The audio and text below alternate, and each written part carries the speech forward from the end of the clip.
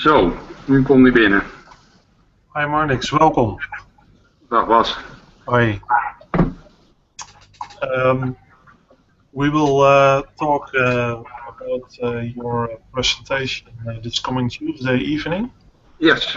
The Bear Life Workspace in Amsterdam, which is part of the old Amsterdam Stock Exchange. So it's quite nice location. It certainly is. It certainly is. Yeah.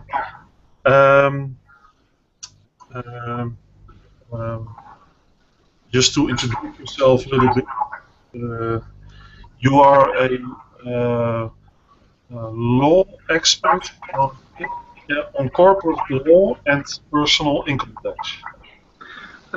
That's correct, Bas. I specialize in personal income tax, corporate income tax of Dutch, let's say, resident individuals and medium-sized enterprises. Mm-hmm.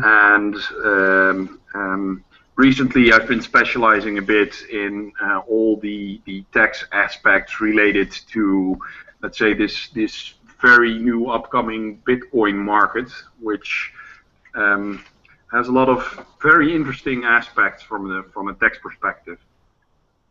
Okay. Sorry? Yeah, no, sorry to interrupt you. Yeah. Because you didn't you also give a presentation about it a short while ago? Well, I've together with Roger van den Berg, I've been active on this front for a short while now.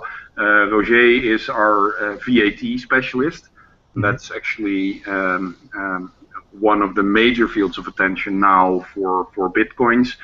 But I think another aspect which should get a lot more attention, especially from people that are active in the Bitcoin business, is the fact that serious revenues are achieved, and that will get the warm attention also from the personal income tax inspector. You can expect that in the next coming years. So it's good to be prepared for that, I think. Okay, because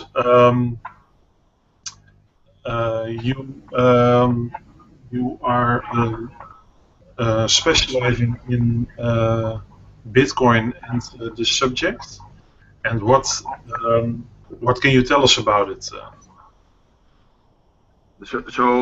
Well, the practical aspects regarding Bitcoins currently are, and that's like the most prominent discussion currently, is whether it's actually a currency or not. And whether or not it's a currency is of course very relevant from many aspects, but especially when you're looking at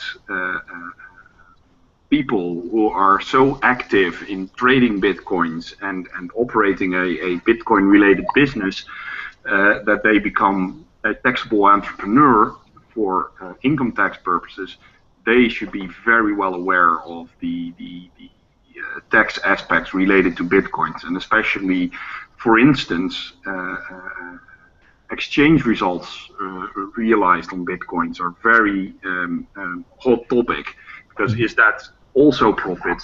Is that part of your business? Is that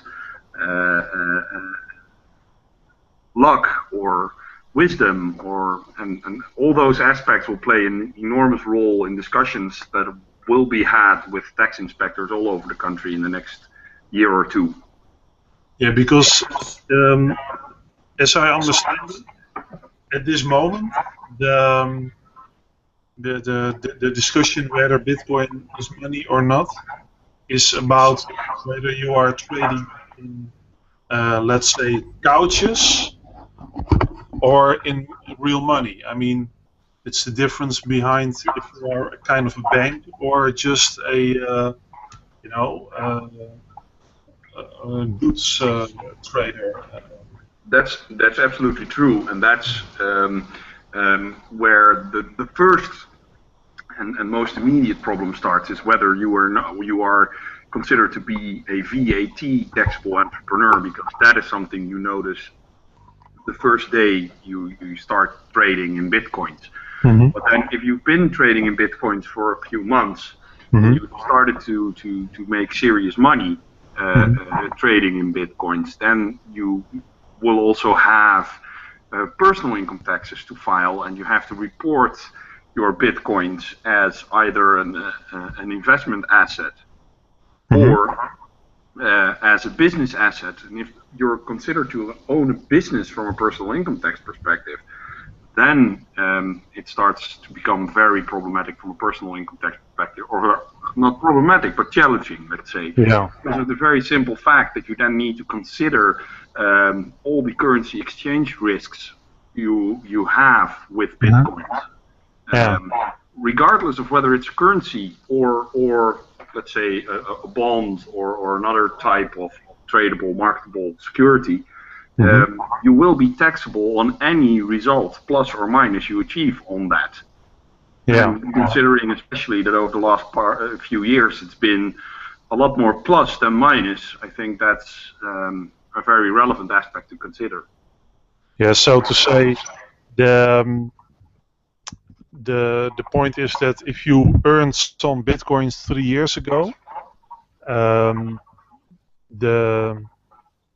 you have to take into account the increase in value. The increase in value, and you have to pay taxes on it or not, depending on it's a business asset or a or an investment asset. Yeah. Exactly.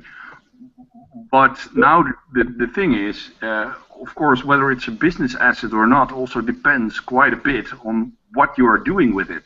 Are you spending, let's say, the better part of your day behind your computer trading in Bitcoins? Then it's a lot more likely that you will be considered an entrepreneur than if you're just in luck. You got some Bitcoins a few years ago and you've only recently checked the current value of that asset.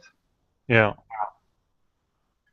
And that's, especially when you start making serious money, and of course in the field of Bitcoins people are making serious money at the moment, then you can be assured that you will get the full and warm attention of the Dutch tax authorities.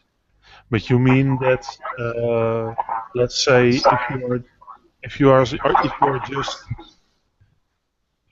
just an accidental Bitcoin owner, and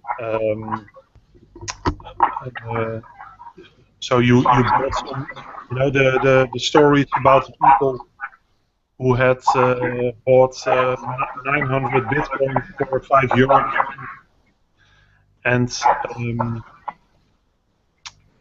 now they have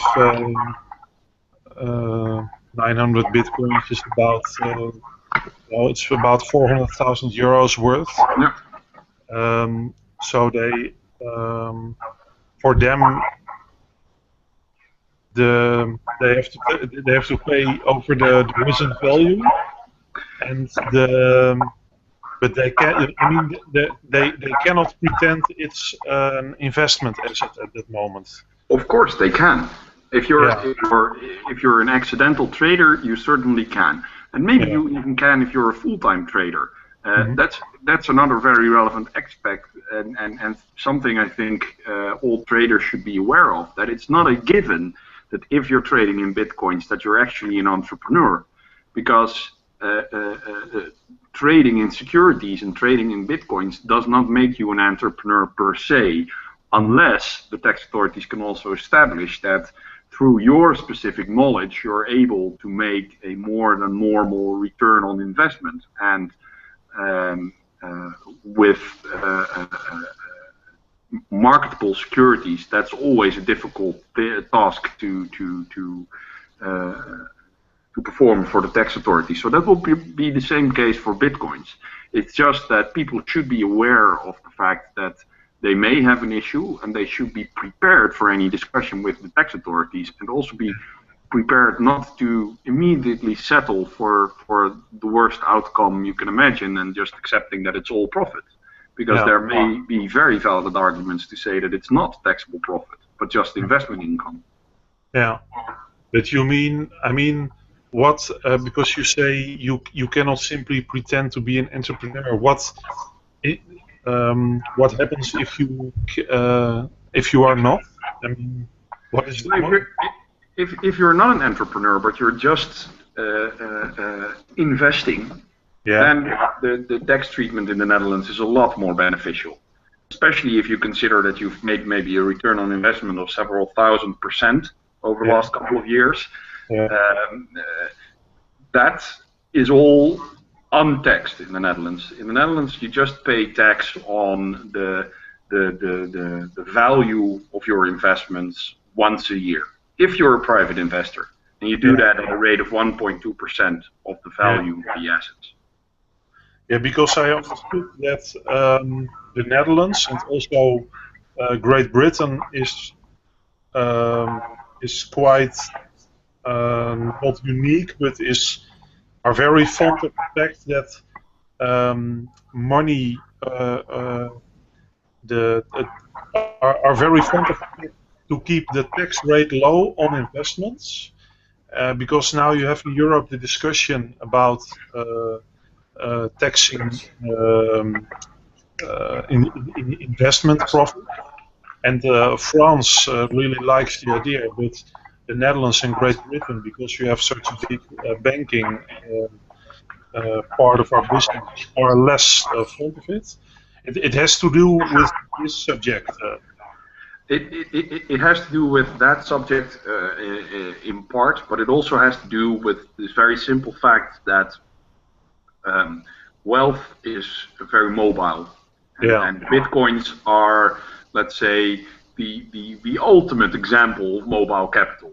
Yeah. So the Netherlands realized quite early that taxing investment profits simply makes it very lucrative for people to structure their investments outside of the Netherlands. Yeah. That is why the Netherlands, as one of the first countries, seriously lowered the tax on investments and investment income. Yeah. The simple fact that they realized that it's not. The outcome was that they actually raised more taxes because people were willing to pay the lower rates, or less willing to structure their investment outside of the Netherlands because of the fact that they were paying the low rates. Yeah. So to say, it's like because, for example, America considers us a tax paradise, but the whole point is in fact that to say it like this, the Dutch government sees more profit in having a low tax rate, but having an interesting investment environment, than directly taxing investments itself, because then the investments will flee to other countries. Exactly, and I mean, calling it profit for the government, that's not words I would use, but yeah, sure. Okay. It is in the end what the Dutch the government also takes into account, the fact that it's better to have, let's say, a rather limited tax, but the guarantee that you will actually have revenue from it, than seeing all your nationals trying to either flee the country or avoid the Dutch tax system. Yeah. Because I understood one of the in the discussions about the tax paradise and such, one of the discussions is, for example, Facebook or Google having quite a big office in the Netherlands or not is one of the considerations for governments. I mean, if we raise the tax rate, then people say that such big companies will simply have their office in another country, and then we won't have the office here.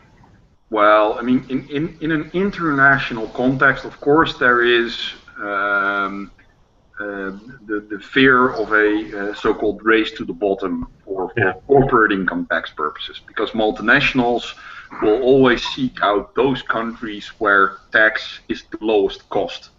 Yeah. I mean, companies, just like you and me, see tax as a cost because it lowers the amount of money they can spend on other things. And if they can keep that lower by having more profits in low tax jurisdictions, they will do that, of course. But I think that trend is actually changing now globally.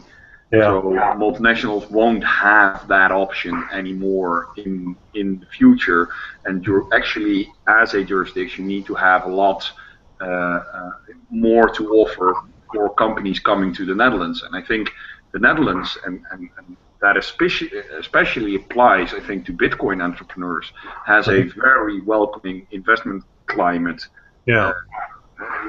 Because of the fact that we have a tax authority you can, first of all, discuss everything with, which is really a unique system in the world. I mean, it doesn't necessarily mean that you get the best outcome, but you can discuss everything with them and you can get certainty with respect to your position, which, if you're a Bitcoin entrepreneur in the current world climate, I think is a very interesting thing to have. And second, the Netherlands has great tax schemes for, let's say, companies that are really innovative in what they do.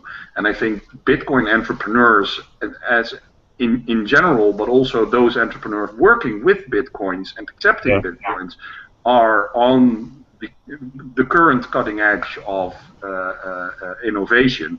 And that is something the Netherlands has always been good in and always promoted heavily, and still does. So in that respect, those investors who seek a jurisdiction that welcomes all these innovative ideas should definitely come talk to us here in the Netherlands. Because with regard to the bid license proposal in New York, I mean, is there simply just a Ben Lawsky who doesn't get it, or is it a? I mean, is this an accident that they are very not welcoming to Bitcoin, or is this normal in New York? Because I mean, New York is always considered to be now one of the biggest financial havens, and I would guess that they would be very welcoming and interesting to this. I think as a general rule, and you see that also in the Netherlands and in Europe, and I doubt that there are any countries that can really say that they understand Bitcoins in full and have fully incorporated it in their, let's say, national systems. But I think governments are learning fast. And one thing that has become clear, I think, over the last year certainly, is the fact that the Bitcoin is here and it's here to stay. So you need to deal with it as a government. That's new. And of course, people are also scared of the Bitcoin, because your own currency you can control, your own stock market you can control. Bitcoin you can't control, and that makes it scary for governments, because they, as a general rule, I think, want to be in control, and from a tax aspect even more so. So of course, governments and also the Dutch government is weary of Bitcoins and what it means, and you're seeing that there are a lot of developments, and I think especially this year is going to be very important throughout Europe for the future of the use of Bitcoins, because of the simple fact that you will see governments taking positions on what a Bitcoin is and what it does and what you can and cannot do with it. Because I also guess that this is very much a problem for, I mean, payment processors like Coinbase and BitPay. I heard that those kind of companies, they are actually multiple companies because they try to split the risk of processing bitcoins to an outside company, so that if they get problems with it, then it will be contained in that specialized Bitcoin part of their multiple companies. Yeah. And I guess for them, it's also especially the question if it's an investment or a business entity is very important.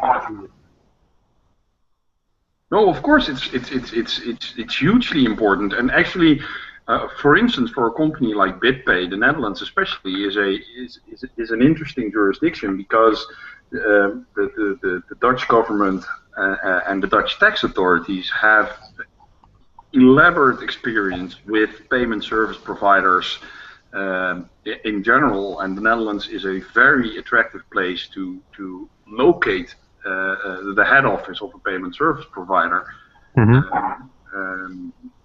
From both a direct tax aspect, so corporate income tax, and VAT, which means that it's also, I think, here in the Netherlands, reasonably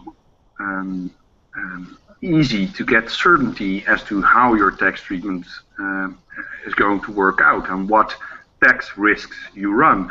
Of course, that's a completely different thing from all the other, let's say, legal risks you run with bitcoins, which certainly make that companies are, definitely interested in investing in bitcoins and in the business, but also very wary that they might run huge risks there, which they of course want to contain and keep separate from all their other business, which is ongoing, and that makes absolute sense. But that, I think, is less related to tax and more related to, for instance, what will governing bodies do, what will the central banks do, stuff like that. Of course, governments will try to also get some grip and control over cryptocurrencies. I mean, it would seem unreasonable to assume that they will just leave it all as is and not accept it and try to control it to some extent. Yeah. Okay. So we will hear more of this this Tuesday. Certainly. Looking forward to it. Have you got more to discuss? Or? No, actually, I think this was an interesting discussion so far, and I'm looking forward to meeting a lot of new people on Tuesday and talking to them and with them about what's happening in the world of the Bitcoin as we speak. Because one thing that's been clear for me now is that it's changing every day and getting more interesting every day. So. I'm happy to be there this Tuesday. Okay, great. Then we'll leave it here. Okay. I invite our listeners to come to the Berlage and Workspace this Tuesday evening, August the 5th, in Amsterdam, part of the Old Amsterdam Stock Exchange. And entrance is free. There will be lots of presentations. I will have more talks with speakers these coming days. So please visit us this Tuesday. If you want to know more, it's go to bitcoinobserver.com. And it would be nice if you register yourself, but it's not required. So, Marnix, thank you for having this short talk with us. Thank you, Bas, for your time. And see you on Tuesday. Yeah, okay. See you Tuesday. Bye-bye. Bye.